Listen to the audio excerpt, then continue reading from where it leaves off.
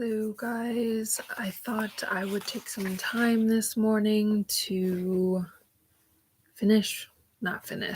continue reading what I have started reading like a year ago, maybe. It was a book called Gossamer, which is where I got the title of my channel from.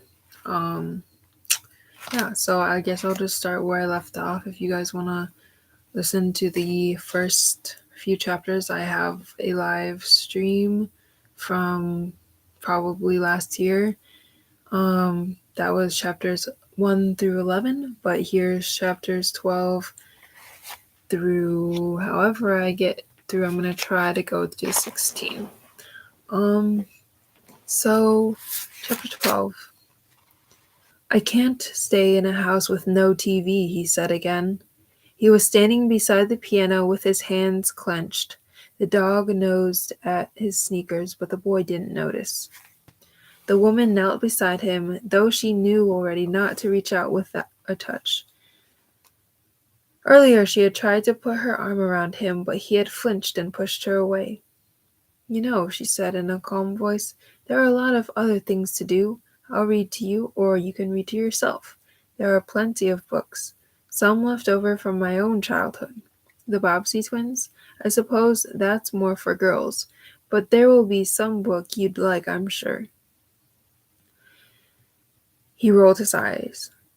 Get me a Game Boy then, if all you have are stupid books, he said. A what? She asked, laughing.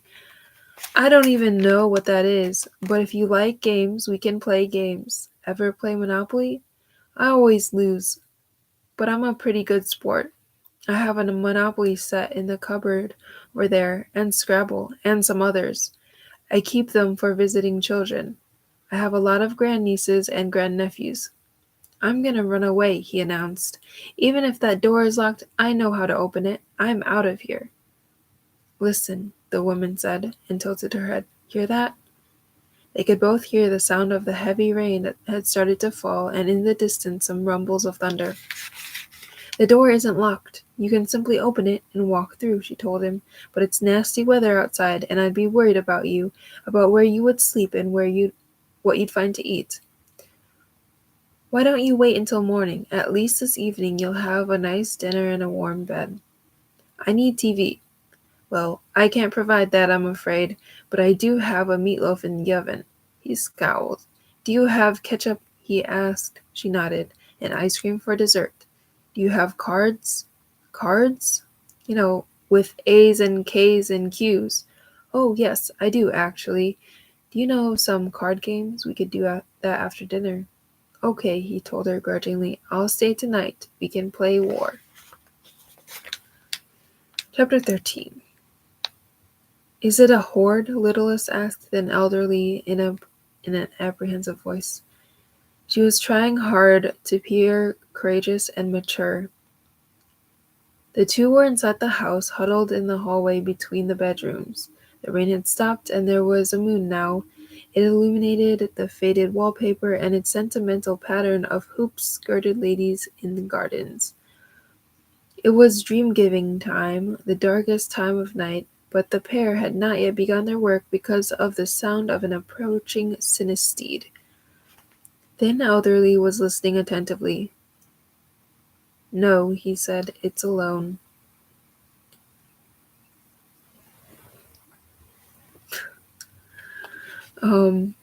Bravely, littlest one made a tiny fist and held it up. Shall I punch at it? No, it's much stronger than we are. We can't fight it. We have to huddle here and watch it do its damage. Thin Elderly explained. It'll probably choose only one, the woman or the boy. They don't much bother with dogs. What's that? What's that? Lilith jumped, startled. I can hear something right there by the windows. Hot breath, exhalations. Then Elderly whispered, it's how they get in. They breathe themselves through the walls. That's the scorching you asked about? The sound was increasingly terrible, first a snorting and heavy breathing, then a pawing against the wall of the house.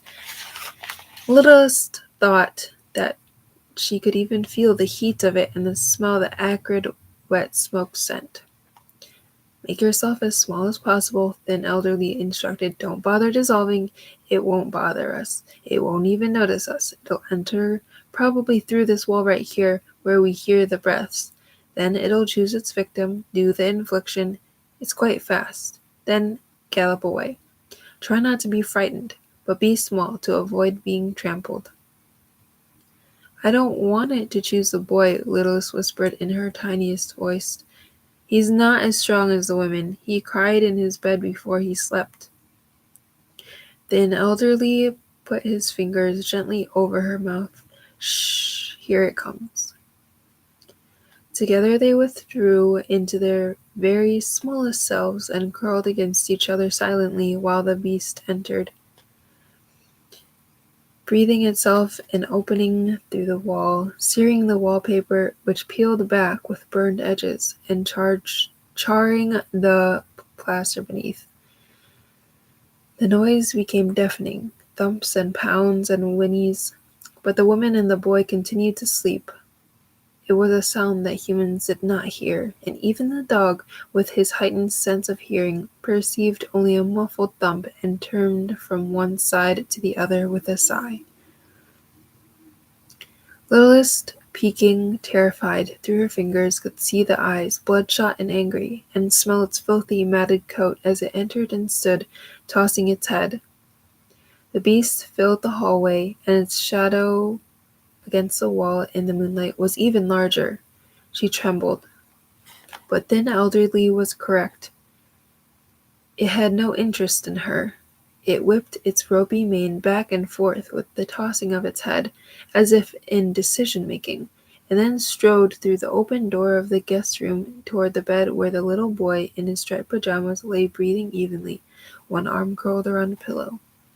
The Cinesteed leaned its massive head down toward the boy, and then, like an engine releasing steam, it snorted a hissing emanation of breath that enveloped the boy's head. Sssss. It lasted only a second. Then the creature shook its head, whinnied triumphantly, and disappeared through the wall, which repaired itself instantly into the night. Your first infliction, then Elderly told Littlest One. Amazing how quickly it happens, isn't it? You would have missed it if you had blinked. He looked at her and she gave him a nervous smile. Did you blink? He asked. Littlest shook her head. No, she said, but I had my eyes closed tight. I was scared. Well, he told her, that's really not much to see. The sound, though, is astonishing. That hiss. Now we must try to undo it. Undo it? Have you gathered something calming to bestow on him? Yes, but look, Littlest said, pointing. The boy had sat upright in the bed and was crying out, Don't! Don't! He turned his head from side to side, an odd repetition of what the beast had done. His eyes were closed, but he continued to call out in panic, Don't let him get me. Drat, whispered the Elderly. It's too late. Stay here. Be quiet. Dissolve. Littlest shrank herself into invisibility, and thin Elderly beside her did the same. Just in time. The woman, tying the belt of her robe, hurried from her own bedroom across the hall and into the room where the boy was calling. John, she said in a firm voice. She sat on the bed and put her arms around him. He struggled, crying, Help me, he sobbed. Wake up, John, she said to him firmly. You're having a nightmare. In a moment, his eyes opened and he looked around, whimpering. The bedroom was unchanged. His little suitcase was on the floor by the chair, his clothes draped over the chair's wooden arm, and a nightlight glowed in the corner. Someone was, the boy said. He blinked. He was chasing me. It was a nightmare, she told him again. You're safe here. He laid back down. She pulled the covers up over him and stroked his back through the blanket. I'll tell you a story, she said to him in a quiet voice. Okay. Once upon a time, the woman said, there was a little boy. His name was John, and he was At the beach. He was at the beach with his mom, the boy said sleepily. Yes, he was at the beach with his mom on a beautiful sunny day. It was warm with a nice breeze. Seagulls were overhead and shells, he said, but his eyelids were fluttering and his voice was drowsy. She glanced over to the table where the boy had placed a delicate pink seashell and he had taken from his suitcase. Yes, he said, there were beautiful shells on the beach. She continued stroking him for a moment, whispering, "Shh, shh," until it was clear that he was sleeping again. She gazed at him briefly, then tiptoed back to her own bedroom. From their watching place, the elderly stirred himself and reemerged. Willis did the same. "Now we have much work to do," he explained to her in a low voice. "Gather your breast fragments. We must strengthen him." Chapter 14. "Who's this jerk?" John asked. He had taken a framed photograph from the piano and set it down on the kitchen table where the woman was sipping her morning tea. She reached for it. "He was a friend of mine," she said, and touched the edge of the silver frame with her fingertips. "Now he hates you, right? You thought he was your friend, right? But now he hates you." "No, he never hated me, but this was a long time ago. We were both very young then."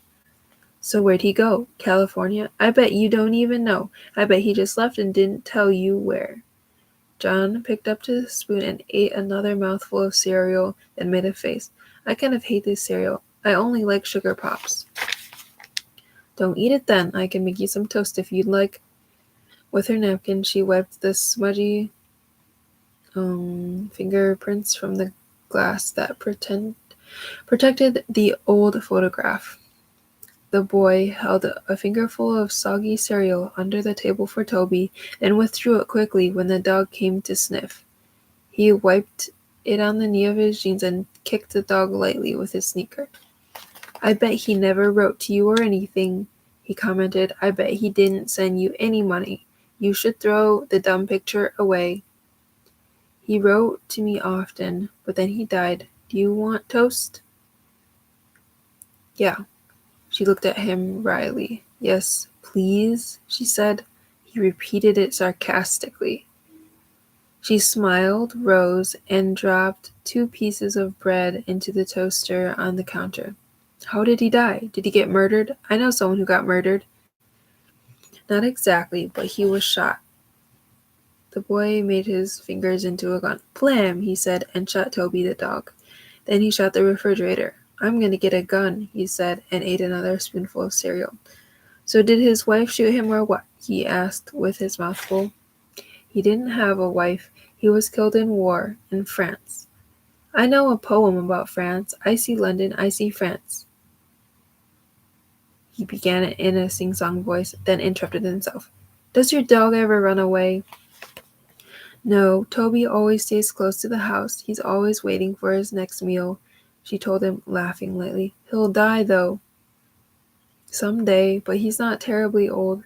He'll probably live another, maybe 7 years, won't you, Toby?" She said to the dog, who lifted his head at the sound of his name. She leaned toward him and scratched his neck. "Well, if you don't want him anymore, you can get someone to shoot him. I'll do it for you, after I get my gun." "I'll never not want Toby," the woman said to the boy. "There's your toast popped up. I'll get some jam from the cupboard. Don't you ever get mad at him?"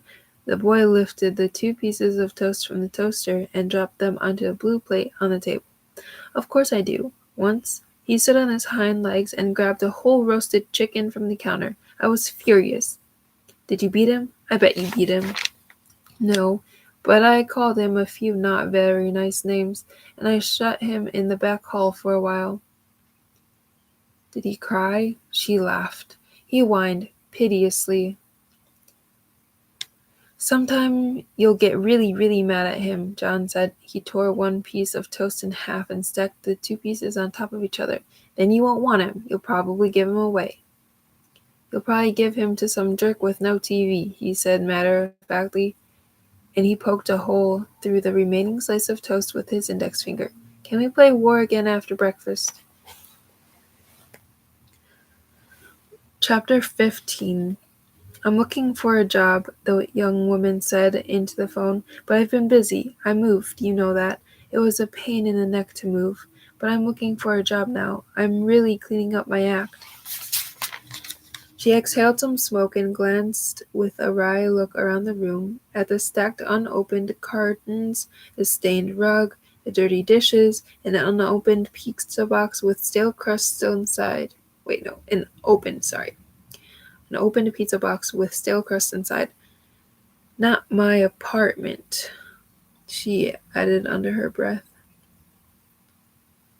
I know, she replied to a question from the person on the other end. Yes, I'm very aware that I have to be here for him. He'd be at school all day, and then I'd go home when he got home. I'm looking for something part-time, maybe like 8 to 2. I saw an ad for a receptionist, and it said flexible hours. I'm just about to call there. She listened for a moment. She stubbed out one of her cigarettes and reached for the half-empty pack nearby. No, I wouldn't leave him alone again. Of course not. Nervously, she twisted a strand of her long hair and around one finger. And also, she went on, I did what you suggested. I took out a restraining order. She lit a cigarette and listened. He's gone. I don't know where he is. I probably didn't even need the restraining order. I think he went to California.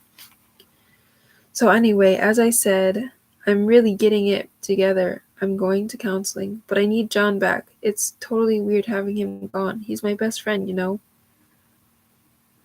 She listened and made a face, grimacing to herself. No, well, I didn't mean that. I know he's my child. I know all that. I'll set limits. I can do all that stuff. But I need him back here so I can do it, right?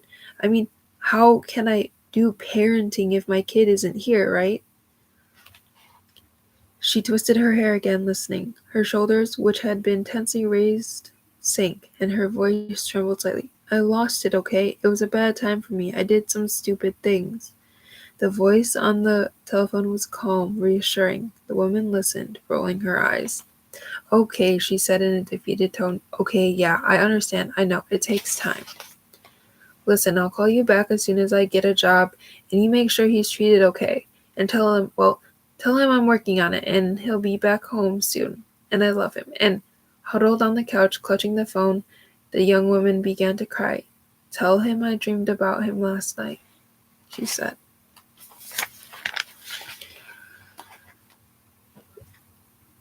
16. Do they come back to the same person again? Littlest asked an elderly. They were back at the heap now, and most of the dream givers were sleeping soundly, exhausted by their hard work during the night. But littlest one was still thinking about the synesthete she had seen. Her thumb slipped into her mouth. Then elderly put his arm around her. They tend to, often, he said. They make return visits and inflict what they call recurrences. They won't ever hurt you, he reassured Lilith. You needn't worry about that, but you will probably see that one again. I think he'll be coming back to the boy. We just have to hope that the horde won't come with him. The boy is very vulnerable. They sense that, he explained. They can sense when someone is weak or in need. The thumb popped out. But the boy needs me, Littlest said. Sorry, she added. I meant he needs us. Then elderly laughed affectionately. Yes, he does, he told her. But I think he really needs me most, she confided, yawning, because he's very little for a human boy, and I know what it's like to be little. Well, said Thin Elderly, it will serve him well, your understanding. We'll have to give him very good dreams. Yes, he needs every good dream we can bestow. We'll work very hard on strengthening the boy. I think we can even neglect the woman for a few nights. She's quite strong. But old, Littlest pointed out sleepily, very wrinkly and old. She glanced up at Thin Elderly and blushed. Oops, sorry. It's all right. I'm old too, and wrinkly. I know that, and she is the same. That's true. And old people do need their dreams as much as anyone, but right now, I feel we must concentrate on that little boy. He has so much He has so few fragments to hold on to, and some were destroyed during the infliction last night. The woman will help him too. Remember when she told him a story and it helped him go to sleep? I'll tell you a story, she said to him. I liked that. Yes, she is good with him. What's a story exactly? Littlest asked suddenly. Then Elderly looked at her with amusement. She had so very much to learn. Let me think how to explain that, he said. A story is, well, everything is a story.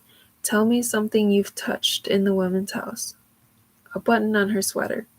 And what came from that button? You mean the fragments? Yes, the fragments. What were they? Thinking, Lil scratched her nose. There were lots. There was a time when Toby, that's the dog's name. Yes, said the Elderly. I know Toby. Well, he chewed the button once. He was just bored and there it was something to do, so he chewed it. She scolded him, but she was laughing. That fragment's there. What else?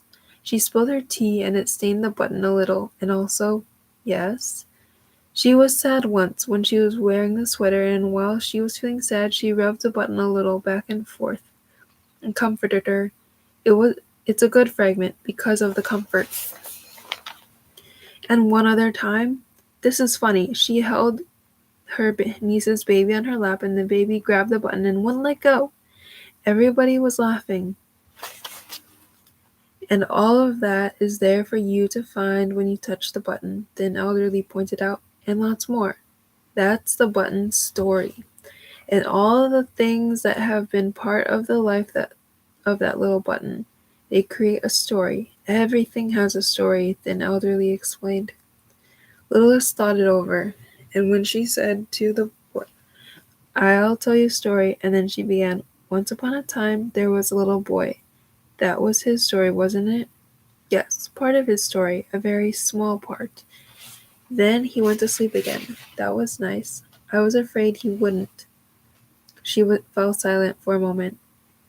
You know what, then Elderly? What? I'm scared that if it will come back and it will bring the whole, I forget the name. Horde. Yes, I'm afraid of the Horde. We'll strengthen him. We'll fight the Horde by strengthening him. That's our job. It's an important job, she said sleepily, but scary.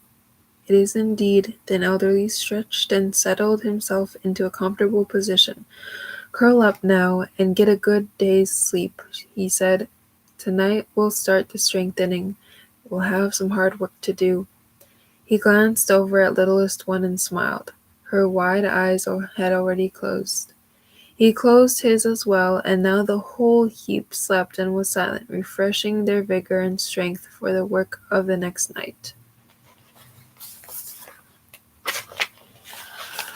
Alright, I made it to chapter 17. I think I'm going to stop for now, but I will hopefully be finishing this book soon. We're like halfway. So yeah, I will see you guys next time.